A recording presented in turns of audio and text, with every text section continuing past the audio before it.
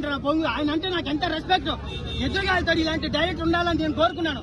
కానీ ఇలా వాస్తవాలు చూపించకుండా జనాలకి ఏం నువ్వు ఎంత తీసుకున్నావు జగన్ నువ్వు ఇప్పుడు నువ్వు తీసుకున్నావు ప్యాకేజ్, పవన్ తీసుకోవాలి ప్యాకేజ్, వన్ సైడ్ సినిమా తీసావు నువ్వు. వాస్తవాలు చూపించకుండా బొక్కల సినిమా తీసావు. సినిమా చూపించింది సినిమాని చూపించాను నువ్వు కాదా. సినిమాలో నువ్వు అన్నా నేను చెప్పాను సినిమాలో నువ్వు అంతంత జనం వచ్చేసిన సారంగా జైజాలు కొడుతున్నావు కదా. పవన్ అన్న, చంద్రబాబు, జగన్ వీళ్ళందరినీ రోడ్డు మీద పెట్టు. ఎవరి కోసం ఎక్కువ జనం వస్తారో అప్పుడు నీకే తెలుస్తుంది.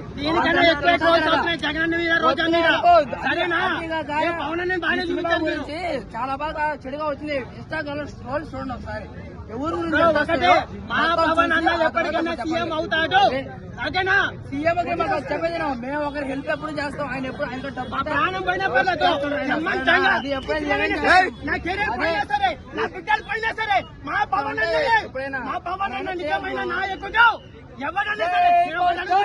అసలు రాజశేఖర రెడ్డి గారు వాళ్ళ నాన్న లేకపోతే జగన్ సీఎం అయ్యేవాడా? ఆ సెంటిమెంట్ లేకపోతే అవుతాడా? ఒక మనిషి 10 సంవత్సరాలు తను పెట్టిన డబ్బులు పెట్టి ఒకటేమో ఎవరి కోసం అయ్యా కొంచెం కూడా అర్థం చేసుకోవట్లేదు. ఈసారి పాలిటిక్స్ మారుతా మొత్తం లెక్క మారుతుంది. నేను కోపంతో మాట్లాడట్లే. సినిమా కట్టించాడా అది బ్రో చాలా మంది పావుల సీట్లు రాలే అంటున్నారు కదా. మరి రాలంటే అక్కడ డబ్బులు ఇస్తే 20 కోట్లు అమ్మారు పాప, ఇల్లు అమ్ముకున్నాడు. వాళ్ళకేముందయ్యా సినిమా ఇక పొగుతారు జగన్ చూసి. వాస్తవాలు తెలియవు. ఆయన దగ్గర డబ్బులుంటే ఇంత బాధ ఎందుకు? 100 కోట్లు సినిమాకి ఇస్తా అంటే ఏడొచ్చి బాధపడాల్సిన అవసరం ఏముందయ్యా? జనాల దగ్గర ఇన్ని మాటలు. అది సినిమా నాదే, నా లౌడాలో సినిమా.